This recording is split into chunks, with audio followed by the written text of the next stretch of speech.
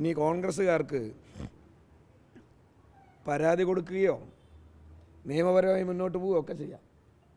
പക്ഷേ എനിക്കൊന്നേ പറയാനുള്ളൂ, അനാവശ്യമായി കോലിട്ടിളക്കാൻ വന്നാൽ ഇതിൻ്റെ പ്രത്യാഘാതം അനുഭവിക്കുന്നത് ആരായിരിക്കുന്നത് നിങ്ങൾക്ക് മനസ്സിലാക്കുക. അത്രേ എനിക്ക് പറയാനുള്ളൂ. കോൺഗ്രസ് അകത്ത് ഷാഫിനെ വീഴ്ത്തണം പറഞ്ഞ് നടക്കുന്ന കുറേ ആളുകളുണ്ടല്ലോ, അവർ ചിലപ്പോൾ പരാതിയായിട്ട് പോകും. കാരണം ഷാഫി വീണ് കാണണമെന്ന് ആഗ്രഹിക്കുന്നവർ.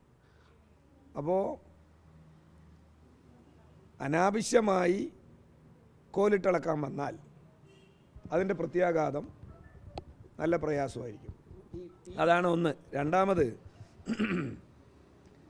ഇവിടെ ചർച്ച ചെയ്യേണ്ട വിഷയം ഈ കേരള രാഷ്ട്രീയത്തിലെ ഏതെങ്കിലും രാഷ്ട്രീയ നേതാക്കളുടെ, ഇന്നലെ ഞാൻ പറഞ്ഞ അതേ കാര്യം ആവർത്തിക്കുകയാണ്, അളിഞ്ഞ കാര്യങ്ങളല്ല.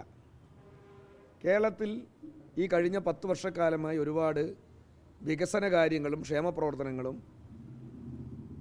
ഈ കേരളത്തിലെ ജനം അനുഭവിച്ചു കൊണ്ടിരിക്കുകയാണ്.